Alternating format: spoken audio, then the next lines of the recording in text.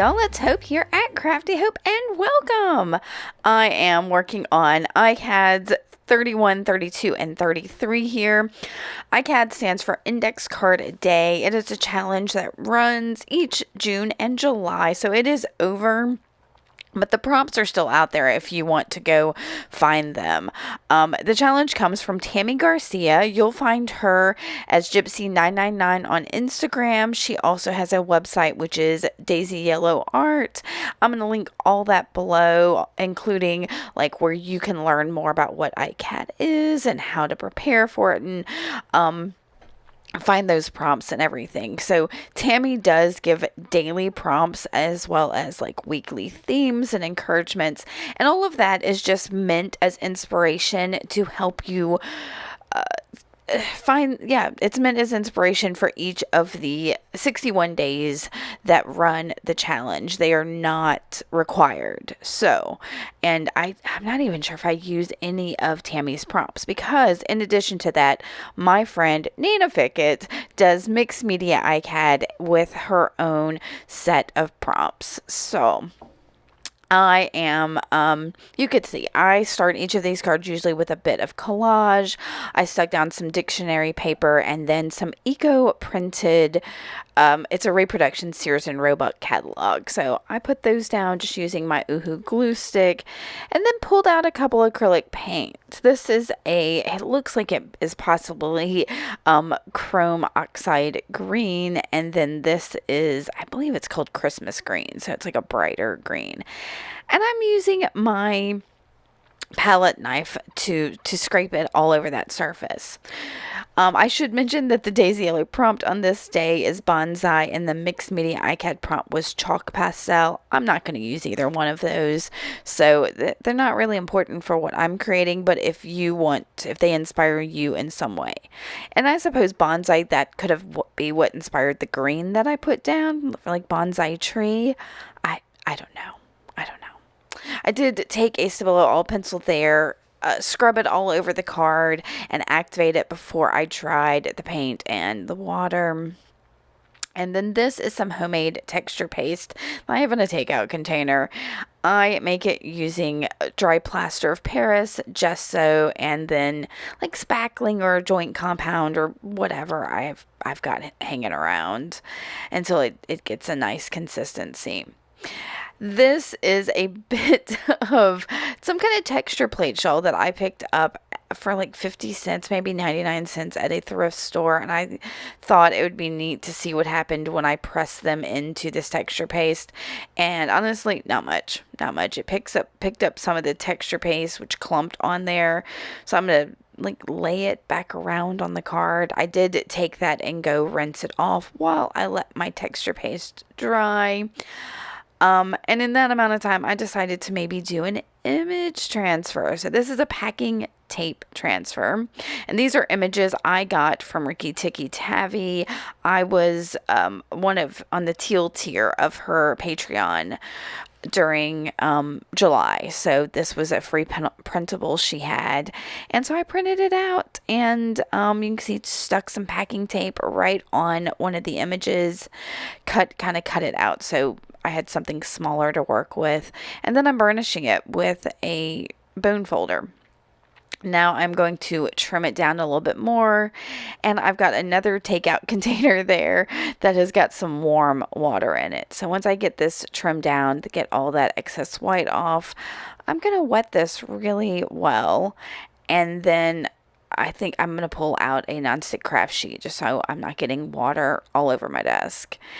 And I'm going to use my fingers to rub off the paper so that just the ink image remains on that packing tape transfer, or remains on the packing tape. Now, I will tell you that depending on your packing tape, it should still stay kind of tacky, so you're not rubbing off the adhesive, and don't rub too hard, or you could rub everything off it there. So this went super well.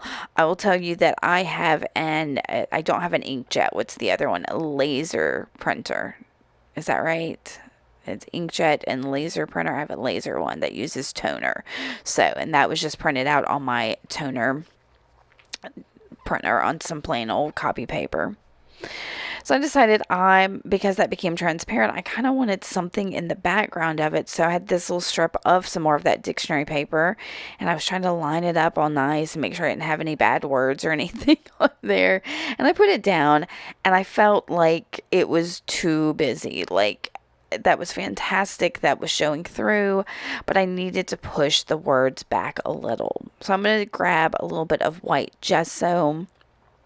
Of course, it's all clogged up. I'm going to put it straight on my desk eventually and paint it on. Now, I'm going to let you know that I think I put 2 coats of this gesso on, so I'm watering it down quite a bit, and it's too much. So I will dry it, and then I'm going to put a thicker bit of gesso on it, but you're not going to see that because I'm just going to skip ahead because it was just a bit more gesso.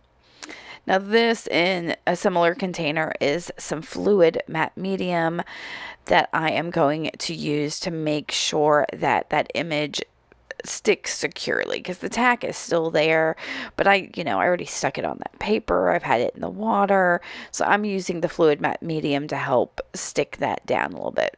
And I've got this cool image transfer on that dictionary paper. I love this technique. Now, if you don't like the shininess of the packing tape, you could always flip over your image or put some more of that matte medium over the top of it to do it. All right, now everything is dry, and I have decided to pull out some instant coffee. I am mixing it up. This is a container I always use instant coffee in. It's just a little yogurt container, and I added some more of the coffee crystals in there, and I'm putting a bunch of water in there, and I'm going to paint onto that textured surface. So the texture paste that has dried pretty solidly there. And I'm going to paint, and I'm trying to, you can see I'm kind of starting at the top of it. And yeah, I love the way, for some reason, that coffee really does a great job of picking up texture. So, and you can see I'm painting it at the top mostly because I'm using that distress sprayer to allow the water to drip down.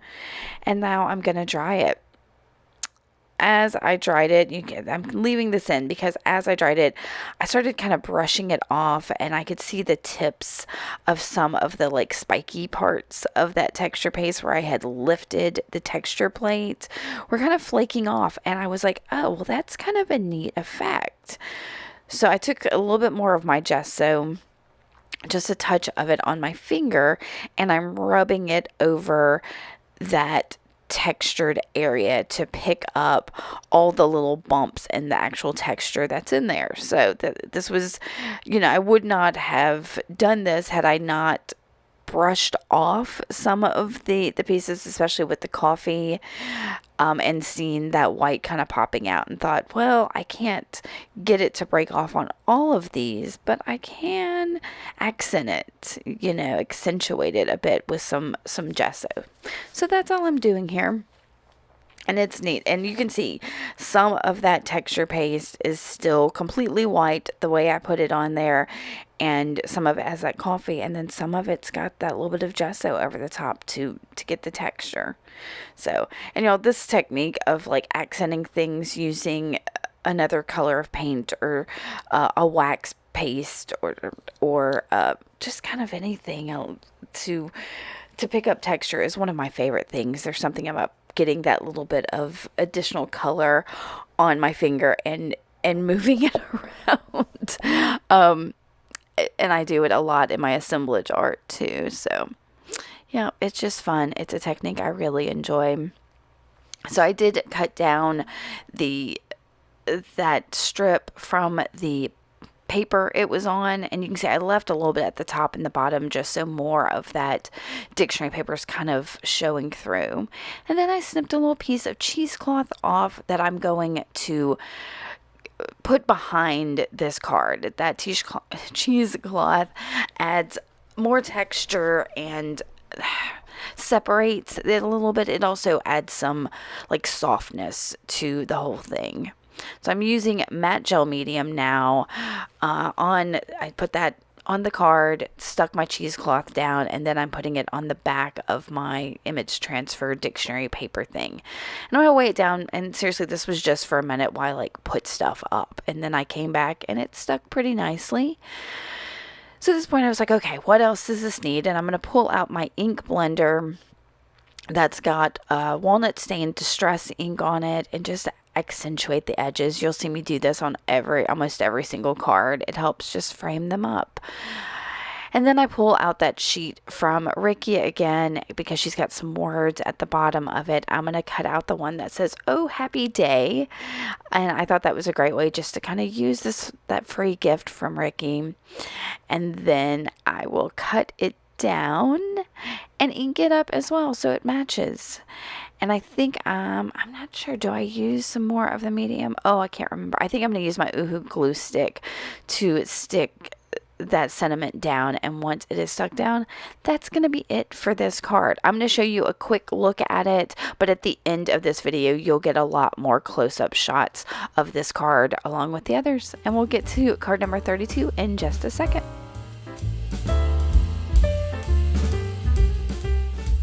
On day 32 of ICAD, the Daisy Yellow prompt, as you can see, was pixel art, and the mixed media ICAD prompt is glossy gel medium. Now, I'm definitely going to use the glossy gel medium, but the pixel art portion of that, I didn't really do it. The stencil I'm going to end up using is kind of broken into blocks, but they're harlequin shaped and not so much like pixely. So I don't really do that one so much. Anyway, as I said, I do start a lot of these with collage, and in this case I think it's an old report card. It was in some ephemera a friend sent me, and I'm using my fluid matte medium to stick it right on my card just to give some texture to that blank white background.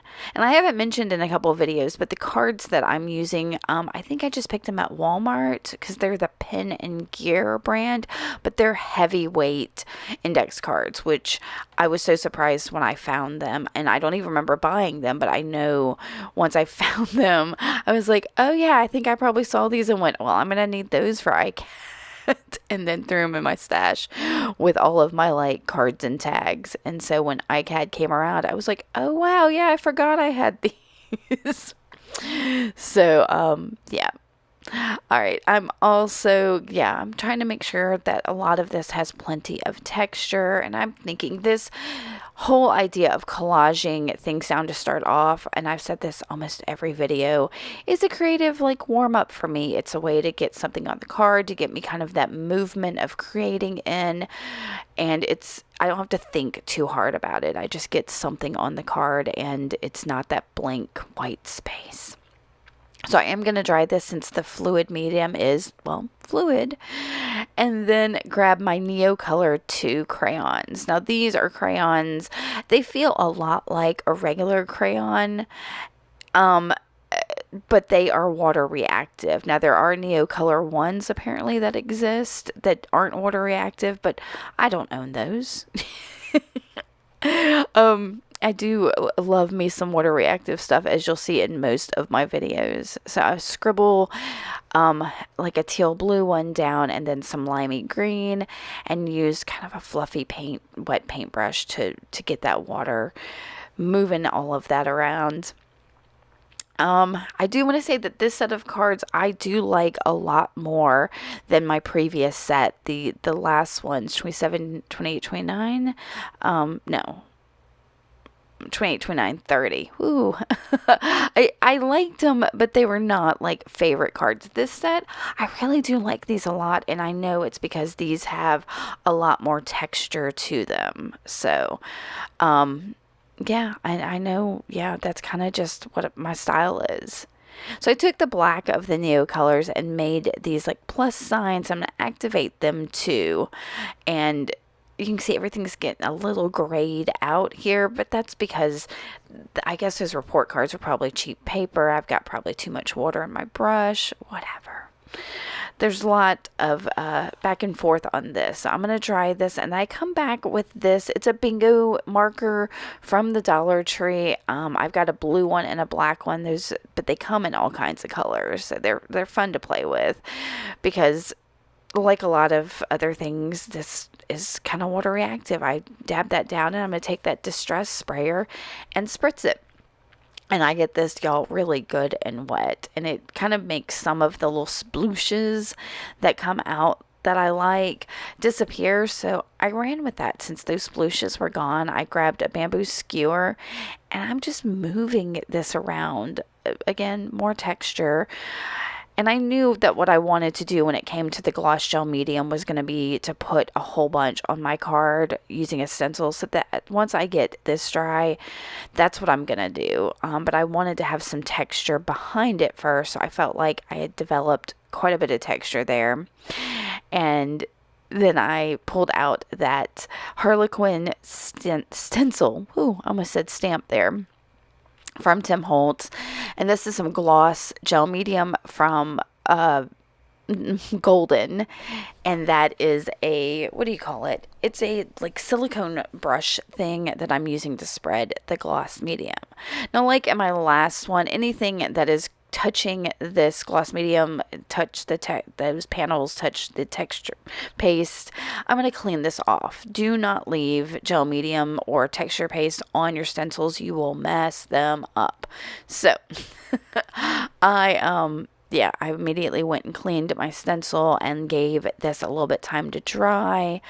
And yep, now that it's dry and glossy, I'm going to give it some more coffee here. So you can see I've got, and y'all, I think that coffee was still wet from the day before because I had put so much water in there. Usually it dries up pretty quick, but I had used a lot of water to mix it up.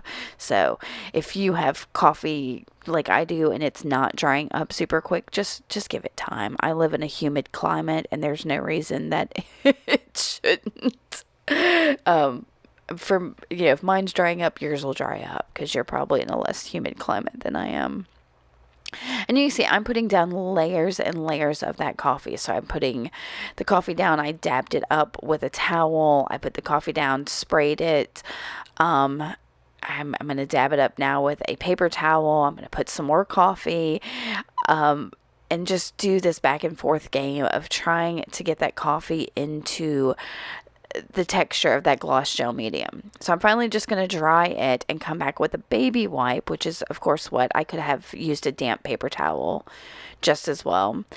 And I'm going to pull off some of the excess of that coffee, leaving it kind of in some of the nooks and crannies. Because I do know if I wipe too hard with that coffee will all come up because like everything else, it's water reactive. So I did put a little bit more down there and dabbed it away. I'm kind of testing. Things are still kind of tacky there. So I am going to dry it. And then I'm going to start coming in to figure out my focal. So, and a lot of these things were things that were on my desk and laying around from playing around with other cards.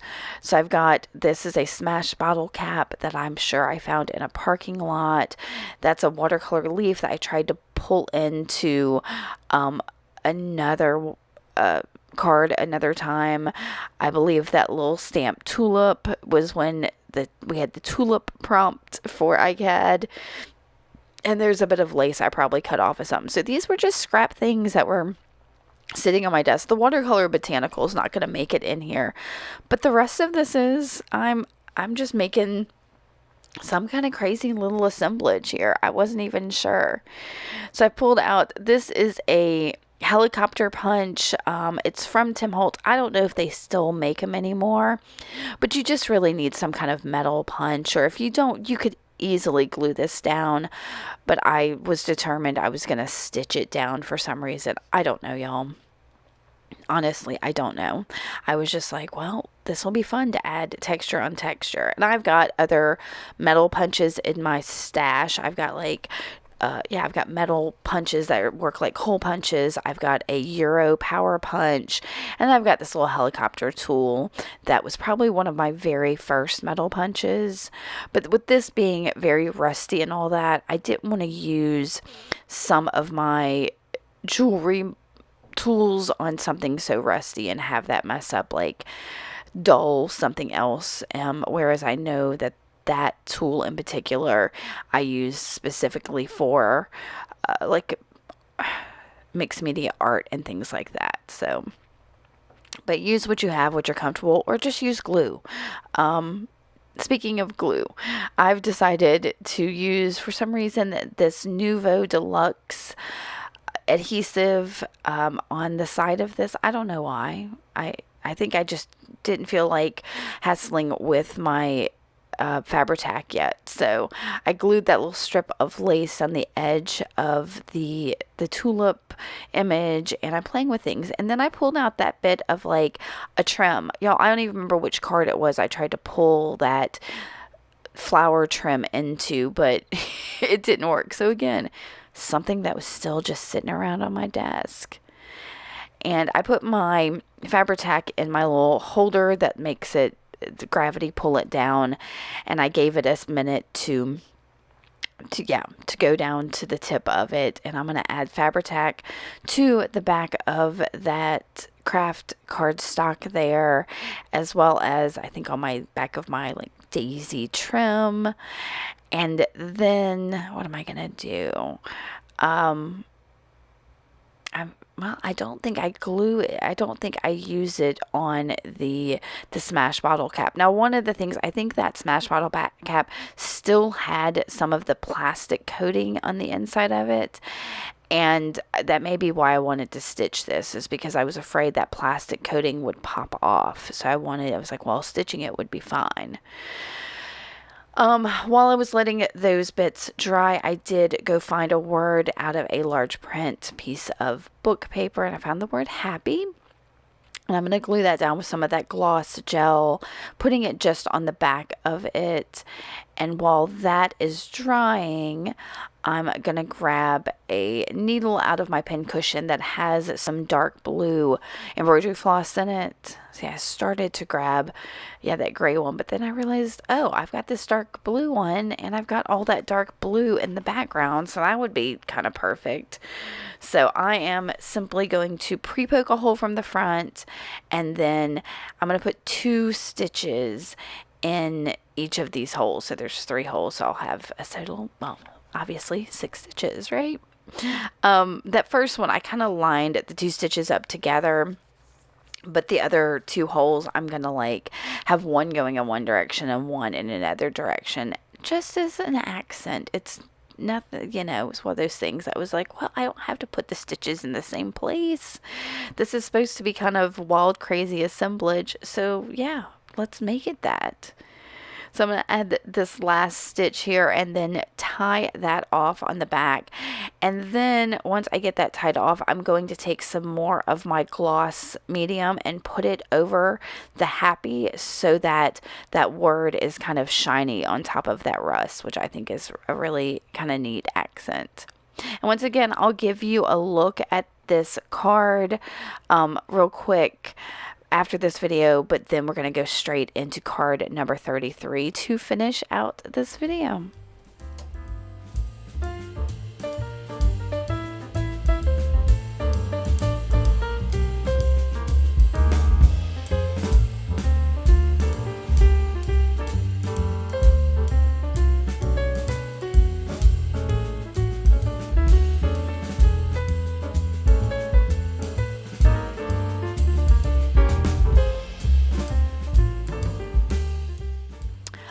For card 33, the prompts are castle and stitches. I really just couldn't think of how I would use castle at all. So I was like, I'm not going to use it. So I hate that this whole video I didn't use any of the Daisy Yellow prompts, but the Mix Me ICAD prompt is stitches. And I was like, oh yeah, I can definitely use that prompt. So first thing I'm doing is once again using my fluid medium matte fluid medium to put some collage papers down. These are scraps from my scrap bin, and as you can see, I'm just putting them straight up and down, kind of like stripes on here, at least until I get to this far right. And then I find this little piece of paper that it looks like a stamp, and I know it's something somebody gifted me. I've got a little piece of, what is that? Let's see, sewing pattern paper maybe. Hold on, I've got the card in front of me. Maybe I can feel it. It could be tea bag, y'all. I don't know. It's been so many days since it was ICAD. I'm trying to get these finished up. I may have to start giving them to y'all more than one in a week, but I still haven't finished my 100-day project ones. Those are a little less easy to edit and do because it's been so long. So I'm catching up. I'm getting there. So I'm going to put these a couple, I think at least one more piece down to cover up those white areas. And then I'm going to do something, y'all, first off, let me show you, look how nice and clean my desk is. I decided to put down some new underpaper and make it all pretty. And in just a second, I'm going to absolutely ruin it.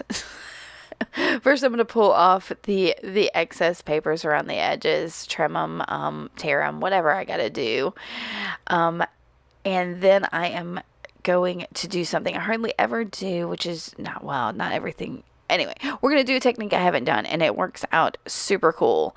And I couldn't remember that I had done that till I watched this video, which is why I love filming these, is because it reminds me of some of the cool techniques that I've done.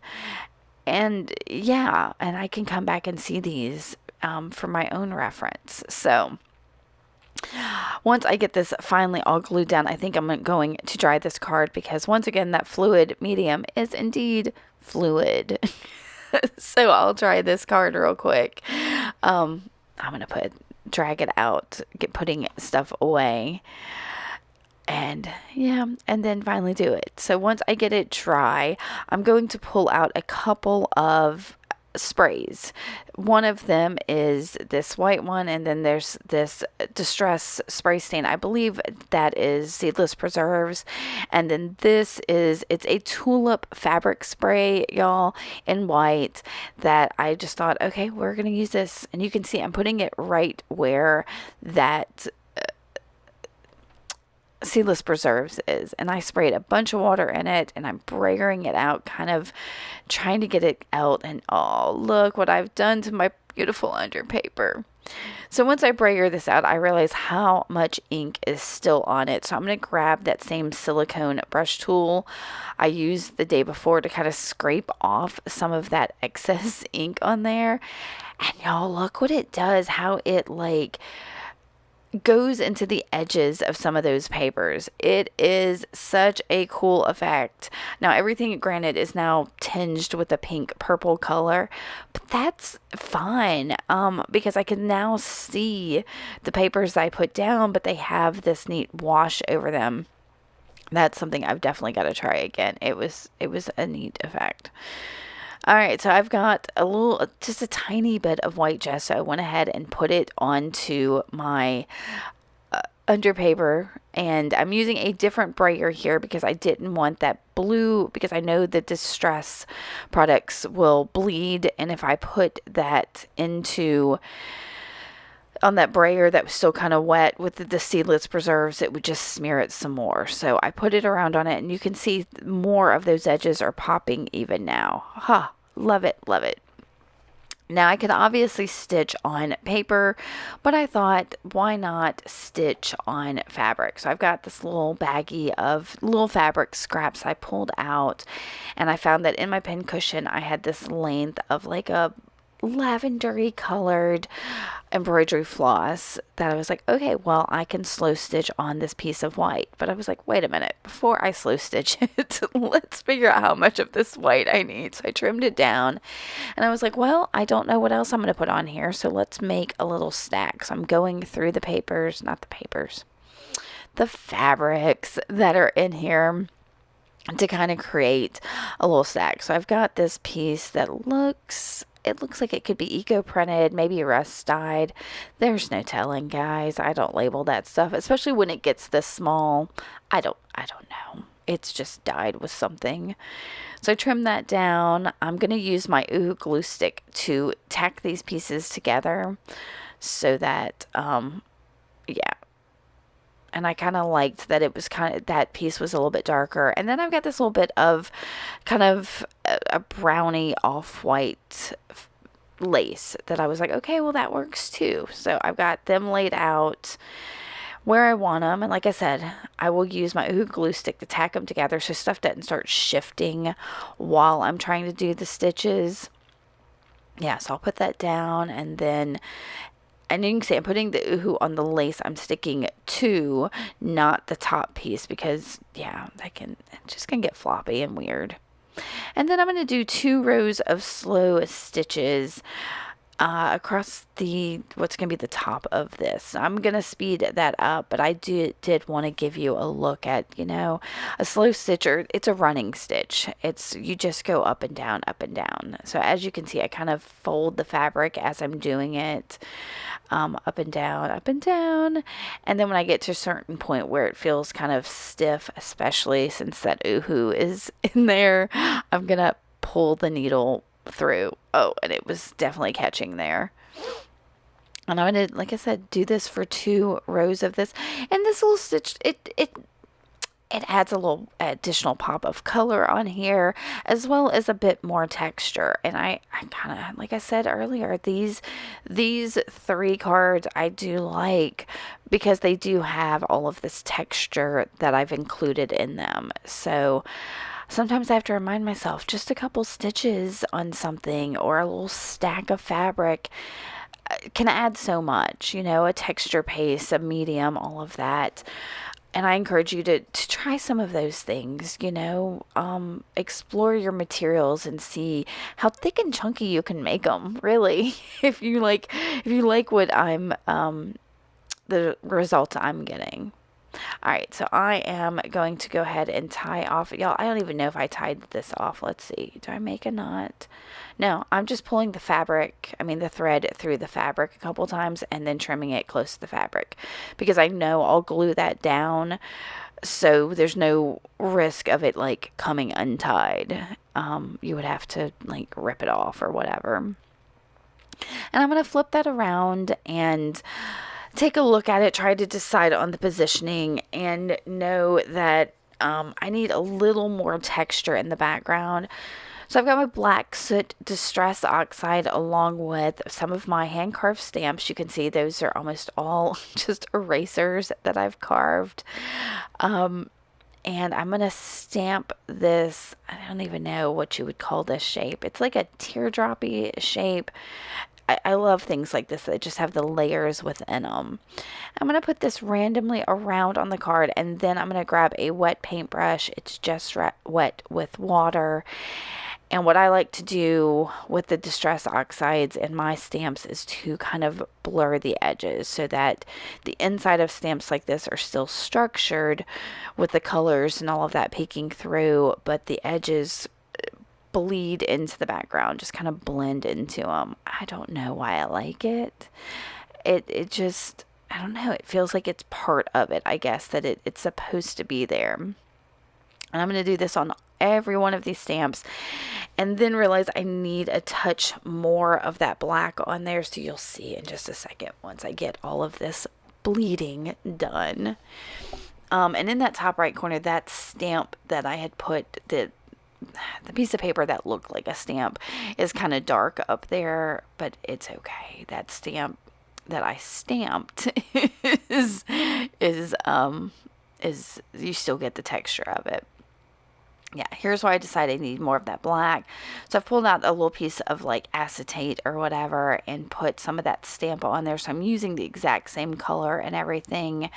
And I wet it, and I am going to just splatter it around on the card so that that black is elsewhere on the card without being completely in your face. And yep, messing up that underpaper even more and then drying it. All right, so I knew for my sentiment I just needed something quick and simple, and I've got these Tim Holtz chip quotes, and y'all, I don't know if you've noticed, I don't like to use the sentiments that have my name on it, like hope is never lost, because then it feels like I read too much into it, because I assure you, I get lost. So sometimes I don't use those because it just feels too corny for me to use something with my name on it.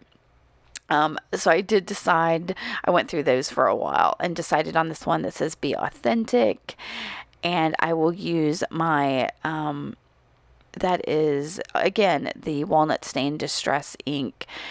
and my ink blender to go around that chip quote just to give it an accent, and then I'll go around the card as well. I don't know why I didn't use the black. Maybe I felt like there was enough black on here, and because of the age of some of the fabrics I was using, like and I don't think I inked the left side of that card. I don't know why I do that. I catch myself starting at the top and then never doing the left side. Oh my word. Anyway, I was determined to add something else stitched on to this card. And what I decided was to put some beads down, and I clipped out all of my struggle with finding beads that were big enough hold that would work on needles I have, because I wanted, most of my beading needles are not strong enough to go through fabric.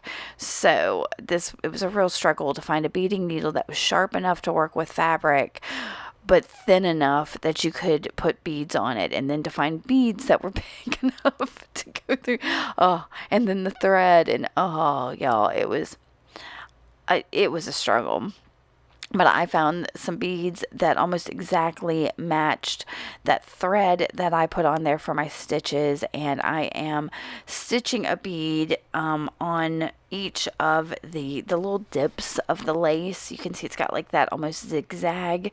And so at the very tip of each of those, I'm just putting a bead, a single bead.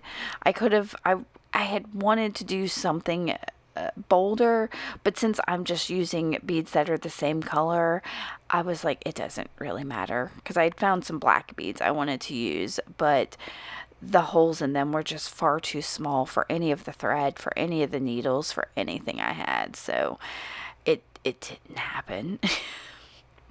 And once again, just like I did before, I am not going to tie a knot. I'm just going to slip that thread into the fabric a couple times and then trim it off.